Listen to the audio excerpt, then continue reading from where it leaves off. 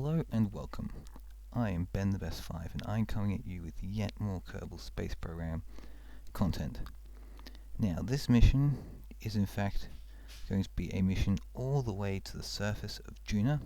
And it's kind of a bit of an exciting mission because, well, it's the first ever mission on this save at least where I will be performing a mission to the surface of a planet which is not Kerbin.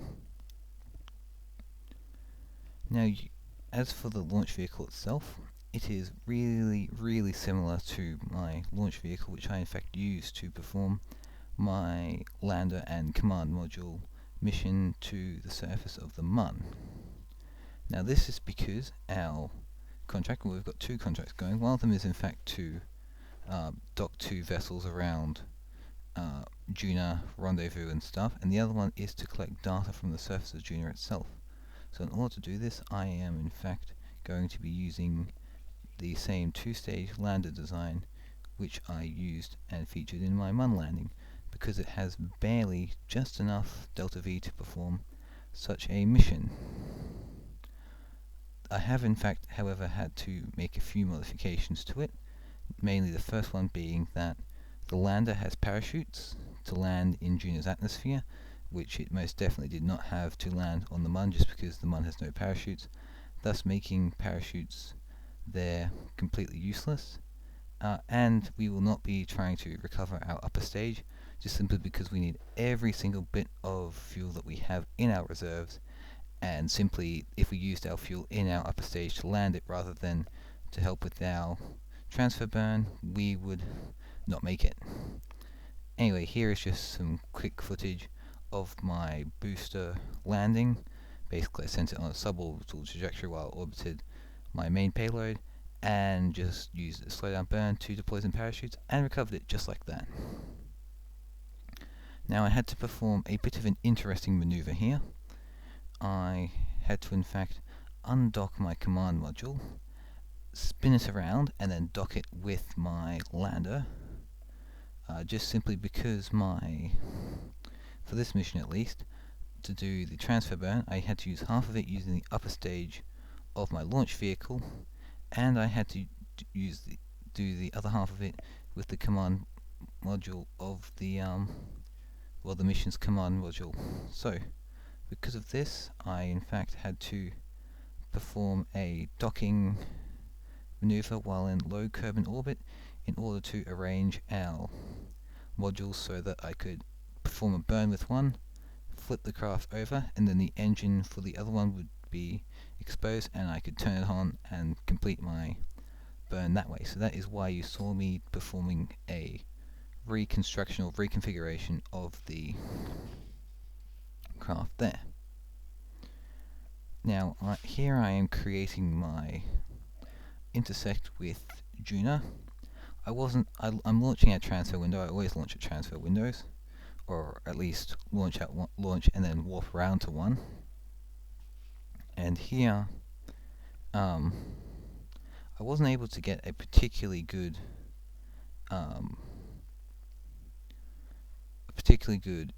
Juna encounter from just simply going from Kerbin orbit, so as a result of this I basically got as close as I could manage to make myself get, and then I performed a mid-course correction at my my nodes, either my descending or ascending node, just because that's where the two orbits cross, and that's where you can equalize your orbits, and it's where it's most efficient to do a lot of burns. So as a result, I chose that location to perform a bit of a course correction to bring my orbit as close to Juna as possible. Now something I would like to mention real quick just before, while I'm doing the burn and time warping around to it, is you can see there that I in fact have the solar panels which don't flip out. Now that, for this mission, could possibly seem like the worst choice of solar panels possible. However, that is because they're lighter and cheaper than the other solar panels that fold out, and they contract the sun, unlike the fixed solar panels. Now normally you'd have to retract them if you're going to Juna's atmosphere, or they would simply break off. However, I did some numbers and some very educated guessing, and was able to go, well, because I am going to use the command module, it is going to enter the atmosphere to perform an air brake as a fuel saving measure, so that we don't have to spend as much fuel to get to Juna. And because of this, I figured, well, if I'm only going to go through the light parts of the atmosphere, then it shouldn't matter too much if my solar panels get exposed to the full force of the re-entry heating, just because the re-entry heating won't be very substantial at all. So that was my thinking behind that process, and why I decided to use those solar panels. And those solar panels which can come out serve kind of two purposes. Purpose number one is that they can track the sun, which means if I was going to basically ensure I had full coverage at all times, because my craft is so big and so many different parts of it can in fact hide the sun, to put fixed solar panels on it to cover all of it would mean that it would actually have been rather expensive. So by using those ones, it actually ends up saving me money, even though they are quite an expensive unit. Here you can see me to do this, I'm going to quickly interrupt with my story. I'm using my monopropellant thrusters and quickly either moving forwards or backwards to just quickly get me to the spot I want in Juna's orbit. However, because the tiniest amount of change in velocity in fact causes such a large thing, I had to be rather careful. And in fact here I performed just a small burn with my engine whilst in Juna sphere of influence, just where I had more control, so I could get a better periapsis. Anyway, about the purpose of the solar panels I was mentioning earlier, you saw me there ejecting the ring around the engine of the service module there by knocking them out of the way of the solar panel, and I also use a similar sort of thing to knock the landing can out of the way when it's time to land on Juna, away from the command pod. Basically, I tend to use those longer solar panels as basically an arm or an extension of the craft itself. So they do serve that rather useful purpose. Plus they do kind of look cooler. Anyway, so that was the air brake I was talking about, and although they did start to overheat, and although they can't withstand very high aerodynamic forces, they were in fact able to withstand the re-entry, just because Juna's atmosphere is incredibly thin, and my periapsis, or lowest point through the atmosphere which I passed through, was not that intense. Now here, I'm in fact transferring the crew across before I deorbit the spacecraft. This is make sure it's in orbit. And there's me using the solar panels as an arm, as I mentioned earlier. So yes, I was in fact doing that before I orbited, just simply because it meant that I would save some delta V, because I want the lander to go through Juna's atmosphere, slow down, and land, right? However, I don't want the command pod to do it, so I used the engine, so only the command pod was doing that, which meant that we had to spend less delta V to put the entire thing in orbit, and it also saved us delta V on the lander can, because it meant that the lander can didn't have to perform any deorbit burn, because it was already deorbiting, which was just convenient because it, saved us some more important delta V. Now, the scary thing about Juna landings is they can come up very suddenly. For this one, I was rather surprised because I didn't have any re-entry heating, just because we were moving rather slowly through Juna's atmosphere, and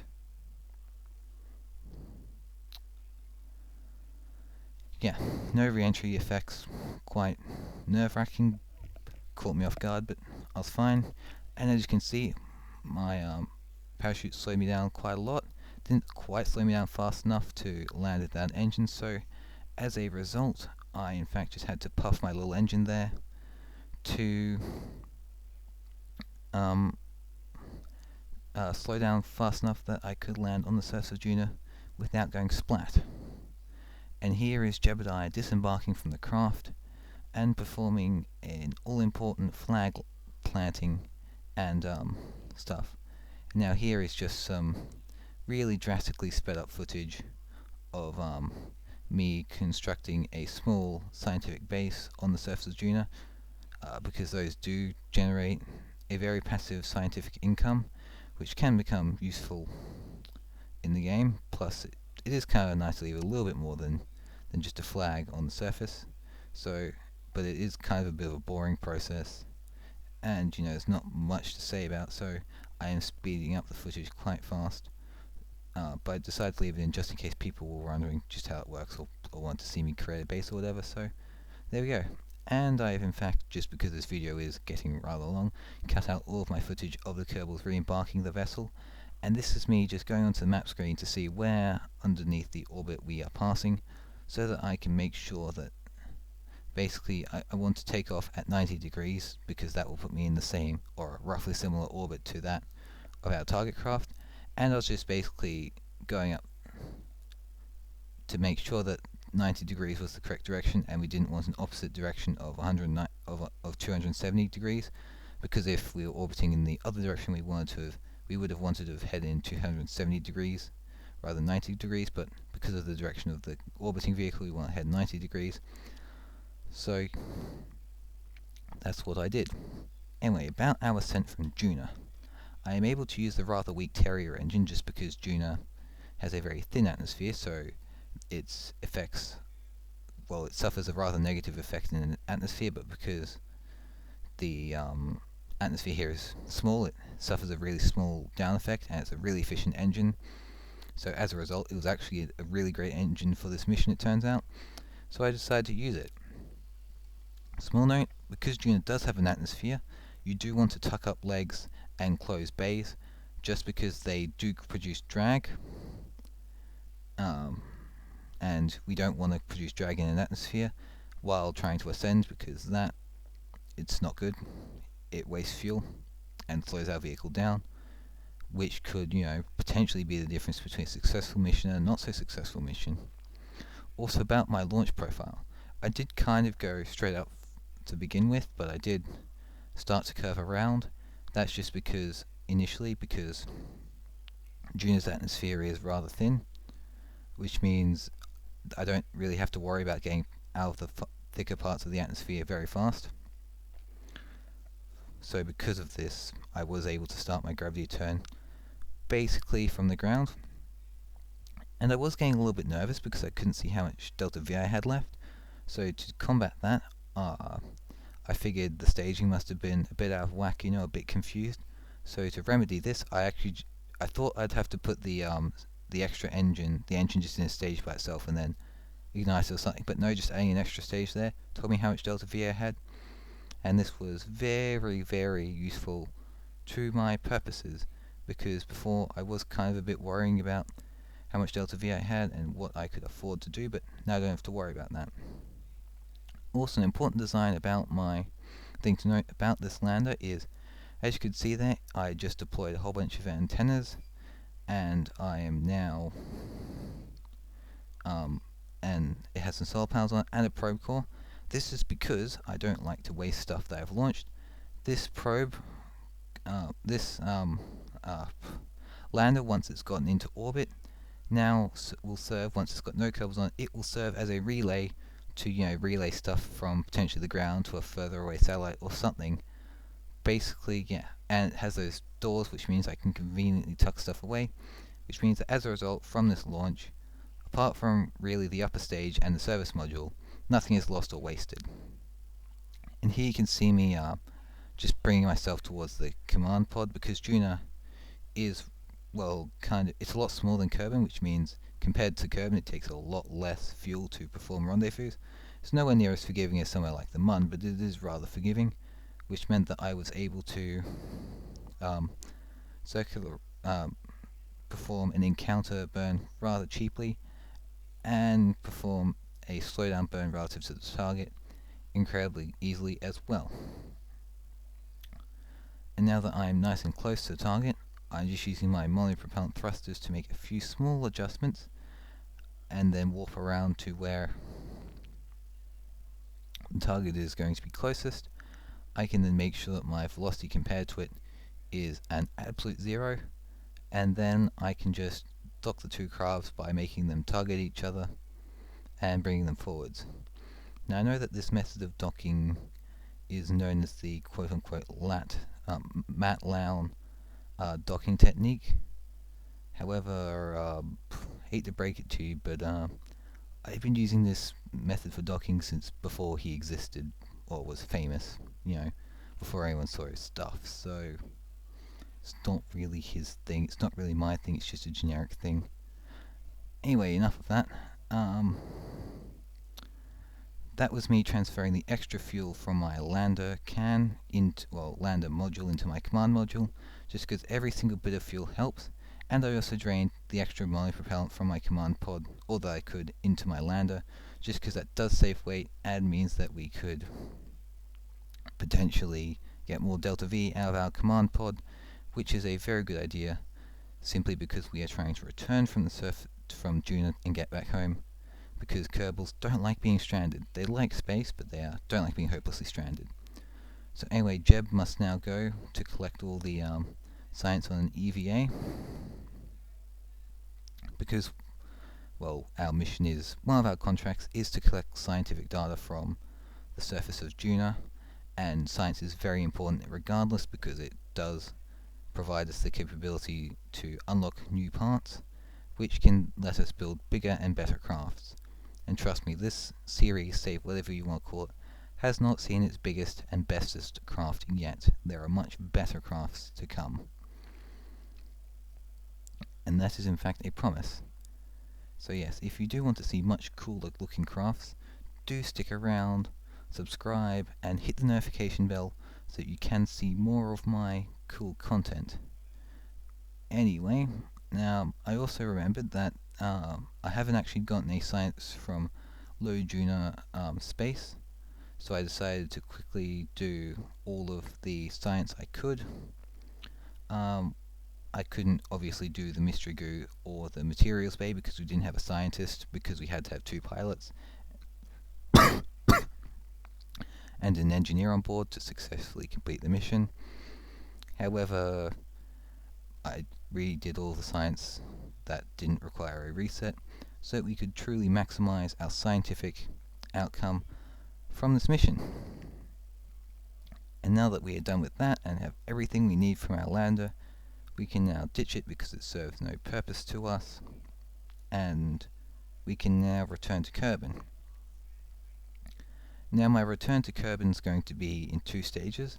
My first one is going to be a burn at Juna Periapsis, just because it was at a perfect ideal spot right where we were to bring us down towards Kerbin's line or orbital line compared to the Sun, which meant that I would not pass up an opportunity like this to get ourselves there. However, we are not at a Juna to Kerbin transfer window, so while I'm in solar orbit, I will in fact be performing a correction burn, just like I did for my last video, to return our Kerbals back from Juna. Here I am now creating it. Now, you'll notice that it's in quite a few orbits time. It's in fact in 16 orbits time, so it was a lot of waiting, because every single orbit at 1000, or whatever the maximum time warp is, takes about a minute in real life, so yeah, at maximum a year takes about a minute, so that was lots of years, so that was lots of waiting, but it wasn't too bad. I had other stuff to do, like uni work, very thrilling. So I was able to do quite a lot of stuff while I was warping around to that. Off topic, I know. Anyway, here's because, well, there's not much to say. Basically, I just want to, from there, I went to next orbit until I got a naturally close naturally close intersect to Kerbin, and then from there, at the intersecting node, I then performed a very slight, well, basically as much as my command pod allowed, because we were very, very low on fuel at this point. And from there I basically just wanted to perform a burn which would bring us to a collision with Kerbin. And I can do this because the heat shields in this game are incredibly powerful, meaning you can just slam into planets and not have an issue. and it also means that we don't risk flying out of Kerbin's sphere of influence and into deep space, where we might not necessarily have an engine or means to return back to Kerbin, stranding our Kerbals permanently in deep space around the sun, which is not what we want to do. However, as you can see, and as I've skipped to, we were able to do exactly that. We will be facing normal or anti-normal, forget which one's which, and we'll be doing that just so that our service module is far away from our command module, so that during re-entry it can't, while the two can't either go much faster or slower than the other, causing a collision, meaning we can re-enter just like that, nice and safely, and then pop the parachutes and land somewhere on the surface of Kerbin and recover our Kerbals and their scientific data which is aboard that capsule, and say, good job, well done everybody, we did it. We went to a planet which wasn't Kerbin, and it wasn't a moon, it was an actual fully sized planet this time, and we came back, sent people there, good job everyone. And yes, heat shields in this game are incredibly powerful. In one of my previous videos I did just slam into the surface, into Eve's atmosphere, and I was completely fine by doing that. And here, as you can see from orbit of Juna, I can just smash into it like that. Anyway, here we are, landed down in a very nice and beautiful forest, and I figured we might as well use this as an ending screen, because it's quite nice actually, especially with that space background, to say thank you for watching. Please like and subscribe. There will be some links on the screen which you should probably click on to my other videos if you enjoyed this one. Anyway, I just want to say thank you for supporting my channel, thank you for watching, and have a great day.